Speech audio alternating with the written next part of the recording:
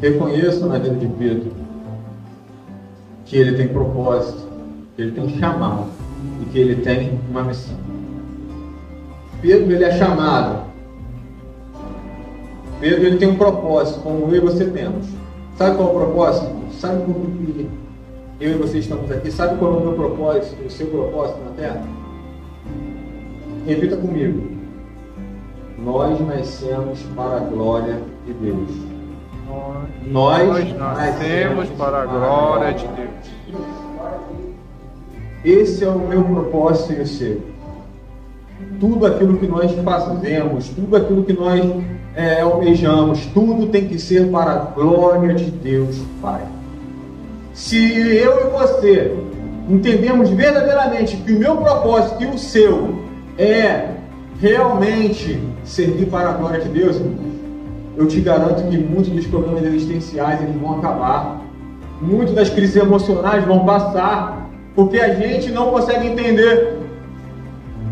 Tem um grande pensador que ele diz que se você não sabe de onde você veio, você não sabe por que você está aqui, muito menos você vai saber para onde você vai. Então tenha certeza que você vive para a glória de Deus.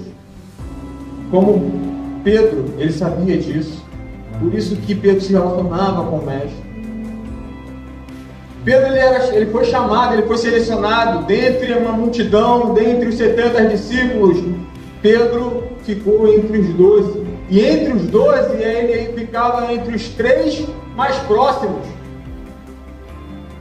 Aonde por muitas vezes Jesus ia e falava, vem, Pedro, Tiago e João eram os mais próximos de Jesus. Porque ele foi chamado. E eu e você também somos chamados. Eu e você somos chamados a ir por esse mundo afora. Pregar o Evangelho a toda criatura. Anunciar o Evangelho a toda criatura. E o que eu e você temos feito? Nós temos uma missão. Pedro, ele não compreendia muito bem a missão. Ele entendeu o propósito, ele entendeu o seu chamado, estava com Jesus, mas ele ainda não tinha compreendido a sua missão. Mas quando Jesus faz essa pergunta, fala, Pedro, eu te amo. Marcos, eu te amo. Gabriel, eu te amo. Quando Jesus está falando, Daniel, eu te amo, ele está dizendo exatamente que ele está em um relacionamento profundo. E não tem a ver com aquilo que eu e você fazemos, porque ele continua sendo Deus, ele continua sendo o mesmo. Quem muda o tempo todo somos nós. Então busque a Deus, se relacione com Ele, se entregue verdadeiramente a Ele, entregue a sua casa, entregue a sua família, entregue tudo a Ele. Qual é o amor, igreja? Qual é o amor que você tem para com Jesus? Qual é o amor que você tem ofertado, oferecido ao Rei dos Reis? Aquele que não exigiu nada, mas ele só pediu que você o amasse. Olha a missão de Pedro. Quando você era moço, você se aprontava e ia para onde queria, mas eu afirmo a você, Cristo é verdade. Quando for velho, você estenderá as mãos, alguém vai amarrá-las e o levará para onde você não vai querer ir. Pedro, ao ouvir isso de Jesus, ele começa a entender qual era a missão de Jesus. Ele começa a entender que não tem a ver com a capacidade ou com o potencial de Pedro. Não tem a ver com a capacidade e potencial de Sidney, de Giovanni, de Mateus, do Igor. Não tem a ver com o nosso potencial ou com a nossa capacidade.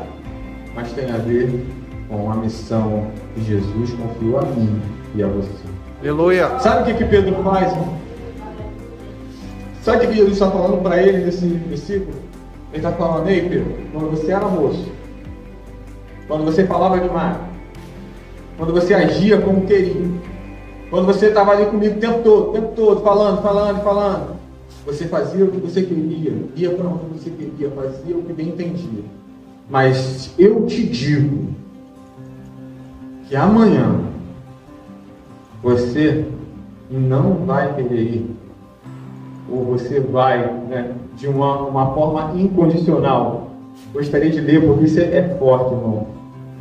Ele vai dizer assim: quando for velho, você estenderá as mãos, alguém vai amarrá-las e levará para onde você não vai querer ir.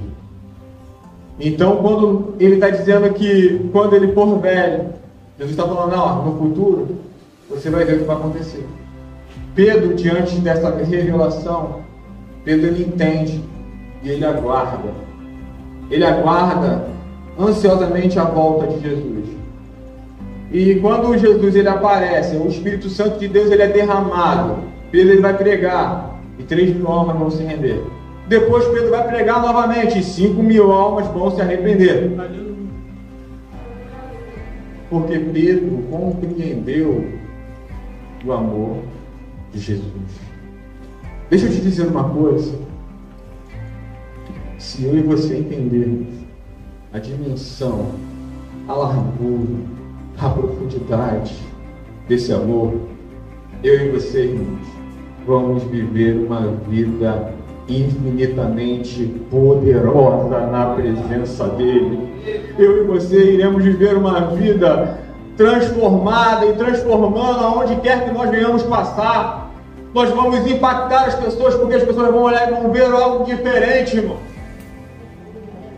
Pedro, ele se doou, porque ele começou a entender que não tem a ver com aquilo que ele queria, não tem a ver com aquilo que ele bem entendia, mas tinha a ver com aquilo que Jesus sabe sobre mim e sobre você. Ele conhece o dia de amanhã, ele sabe aonde ele pode confiar alguma coisa, ele sabe aonde ele pode te levar, ele sabe aquilo que ele pode te entregar, ele sabe do potencial da sua capacidade e certamente ele vai fazer, ele vai cumprir os sonhos, as promessas, tudo aquilo que ele prometeu. Sabe qual é a grande verdade? Quando Pedro chega diante da cruz, Pedro chega diante da morte.